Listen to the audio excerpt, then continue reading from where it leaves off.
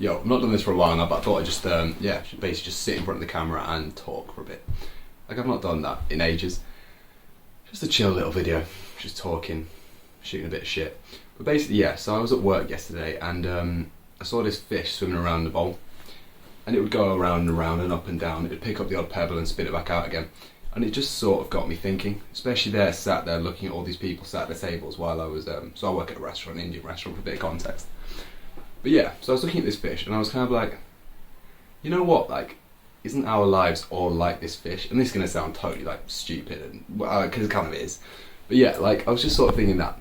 But yeah, we are all this fish just swimming around inside of a bowl where nothing really matters, nothing means anything, and our life is just sort of there. We're like being watched by other people, not necessarily we are, but like, yeah, we're just sort of really doing nothing. Then I was thinking, you know what, that fish, that's not its natural habitat.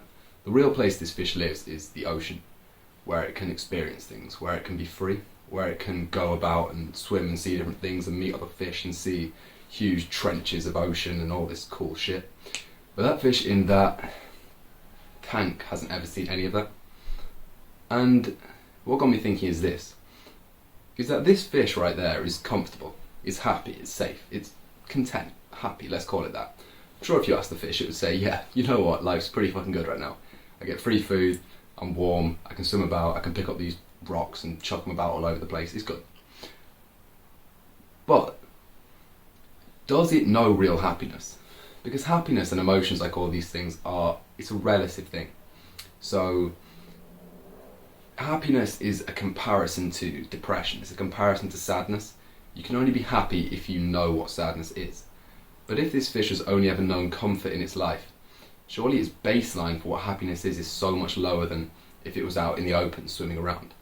So this is the thing, is that when you're in the open and you can experience these things, while it might be more dangerous, it's less comfortable for sure, less safe, but at the same time, your baseline for what your happiness is so much higher. The fish in the sea have experienced happiness on a plane higher than this fish could even imagine. And this is a brilliant parable for our lives. So we sit here, and I was thinking this because I was looking at these people, a group of women sat around the table, 4 women sat on the table, and they were talking to themselves, they were laughing, they were telling these like banal stories, laughing about them, kind of just the standard shit. And I was like, you know what, if I asked one of these women, are you happy? They would have said, yeah, sure, I'm happy, I've got everything in life, I've got a car, I've got a lot of money, I can sit here and eat at this restaurant while you're sat here working, I can do this and that, like I've got these friends around me, I'm happy. But is it real happiness? If all you know in your life is comfort, if you're just a very comfortable, if you're living a comfortable existence, are you happy? Can you be happy if you're not really alive? And this is the thing, is that a lot of us now, we're inside of our fish tanks. We are very much so comfortable and content, and you know what, life is fine. But do we know real happiness? Are we really living? There's no danger involved in anything in our lives. So there's this brilliant Nietzsche quote. He says, build your house on the side of Vesuvius, big volcano. And this is like a brilliant kind of thing to live by, is this kind of chasing of danger and experience. And it's like, if you don't ever feel depression, if you don't ever feel rejection, if you don't ever feel any of these negative emotions, can you ever really feel happiness? And that's life. That is the breadth of the human experience, is the pain, is the suffering, and is the fucking joy and bliss that those things bring in relation to them. And that is just the thing. It's about now, how can we get outside of our own fish tanks? So everyone's got their fish tank, it's your house, it's your job, it's your stability. How can you leave that tank though? How do you get out of there? And that is just what I've been thinking about recently.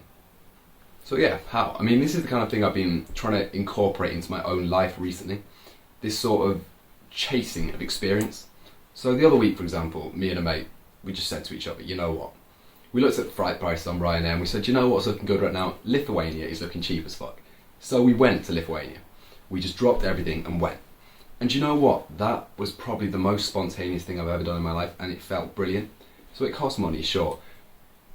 But not too much actually in hindsight. But yeah, no, this was brilliant. This was such an experience. I learned so much on this trip, so much just perspective and enlightenment of life. And that got me thinking I've got to kind of start doing this shit more, honestly. Like this spontaneity, this kind of chasing of random experiences, random joys is a brilliant thing.